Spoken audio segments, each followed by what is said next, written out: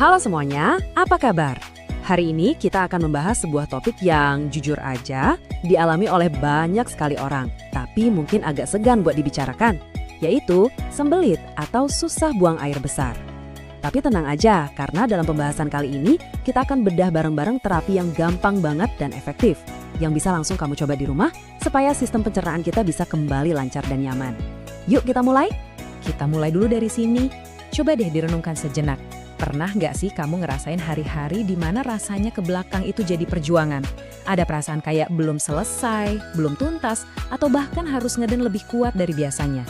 Nah, kalau ini kedengarannya familiar banget buat kamu, berarti kamu nonton pembahasan yang tepat. Penting banget buat kamu tahu kalau kamu mengalaminya, kamu itu nggak sendirian sama sekali. Ini tuh keluhan yang super umum, dialami jutaan orang di seluruh dunia setiap harinya. Dan kabar baiknya adalah solusinya itu seringkali sebenarnya ada di sekitar kita loh, tersembunyi di dalam kebiasaan-kebiasaan kita sehari-hari. Nah sekarang mari kita bongkar sama-sama. Oke, ini dia agenda kita hari ini. Kita bakal mulai dari dasarnya dulu, yaitu memahami apa itu sembelit dan kenapa sih usus kita bisa jadi lambat kerjanya. Terus, kita akan masuk ke bagian yang paling praktis, terapi lewat makanan, minuman, sampai gerakan tubuh.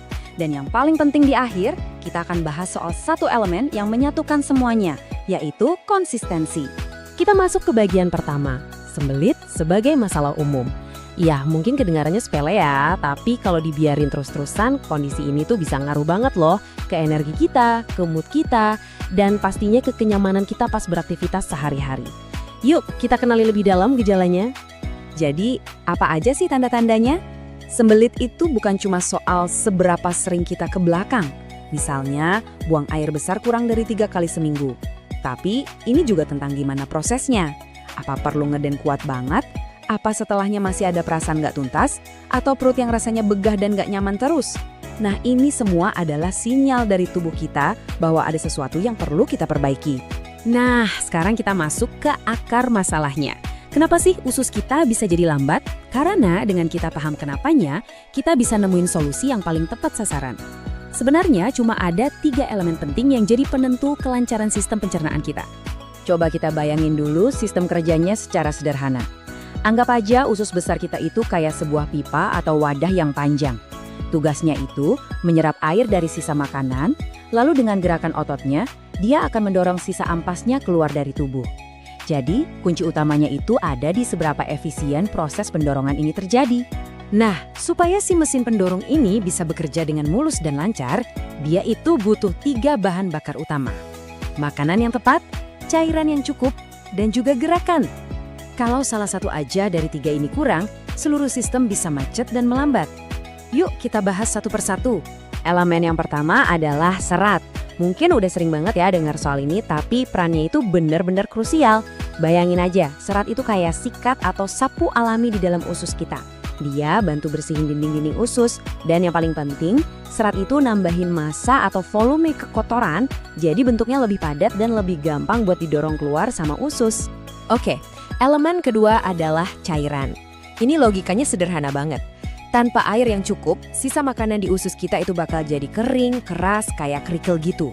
Kenapa? Karena tubuh kita akan menyerap setiap tetes air yang ada di sana.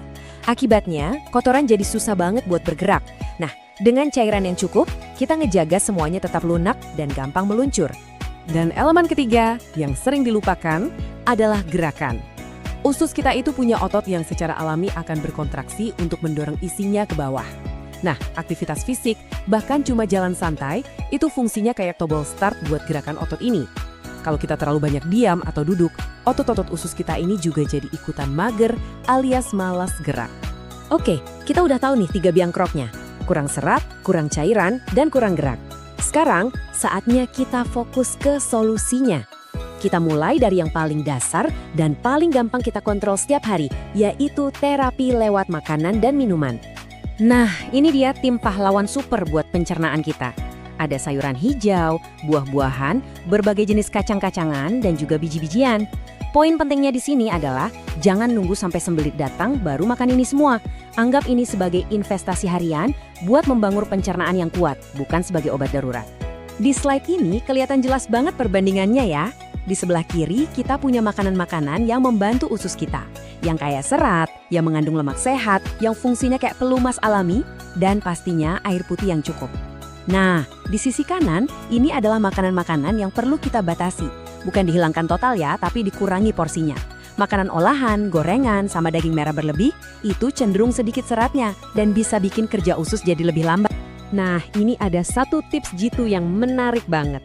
Coba deh makan sup hangat, misalnya sup dari buah bit atau kol, pas makan malam.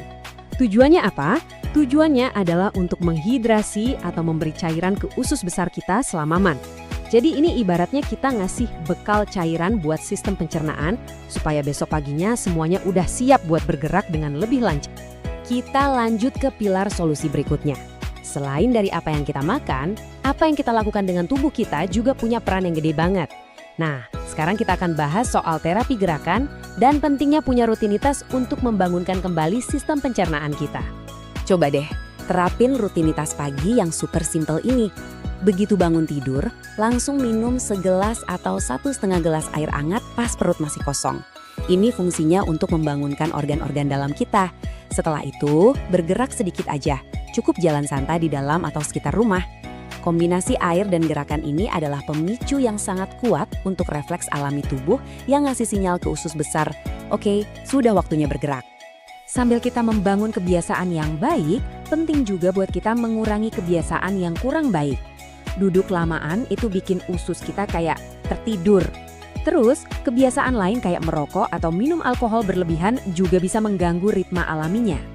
Satu lagi yang perlu diwaspadai adalah efek samping dari beberapa jenis obat. Jadi kalau kamu lagi minum obat tertentu, coba deh konsultasikan ke dokter kamu. Nah, ini pengingat penting buat kita semua yang kerjanya banyak duduk di depan meja atau laptop. Jangan pernah sepelekan kekuatan dari jeda singkat. Coba pasang alarm setiap 30 menit atau 1 jam sekali untuk sekedar berdiri, peregangan sedikit, atau jalan ambil minum. Gerakan-gerakan kecil yang singkat ini kalau diakumulasi bisa bikin perbedaan yang sangat besar buat aktivitas usus kamu. Akhirnya kita sampai di bagian terakhir. Dan bagian ini bisa dibilang adalah lem perekat yang menyatukan semua tips yang sudah kita bahas tadi. Kita udah ngomongin soal makanan, minuman, dan gerakan. Tapi ada satu kunci utama yang bikin semua itu berhasil untuk jangka panjang. Saya mau kamu benar-benar meresapi pesan di slide ini. Kunci utamanya itu bukan solusi instan. Bukan obat pencahar yang kita minum sekali-sekali pas lagi mampet. Bukan. Solusi yang sebenarnya adalah membangun kebiasaan-kebiasaan kecil, tapi dilakukan secara konsisten hari demi hari. Itulah yang pada akhirnya akan menciptakan perubahan yang permanen dan nyata. Jadi, sekarang pertanyaannya kembali ke kamu. Dari semua yang sudah kita bahas, kebiasaan kecil mana yang mau kamu mulai hari ini? Gak perlu langsung semuanya dikerjain sekaligus. Pilih satu aja dulu. Mungkin mau berkomitmen minum air hangat setiap pagi, atau mau coba nambahin sayuran pas makan siang. Apapun itu, mulailah dari yang paling kecil. Karena perubahan besar itu selalu dimulai dari satu langkah kecil yang konsisten. Terima kasih banyak sudah menyimak, semoga bermanfaat dan jaga selalu kesehatan pencernaan kamu ya. Sampai jumpa di video selanjutnya. Dukung channel HC ID dengan like, komen, dan subscribe channel ini.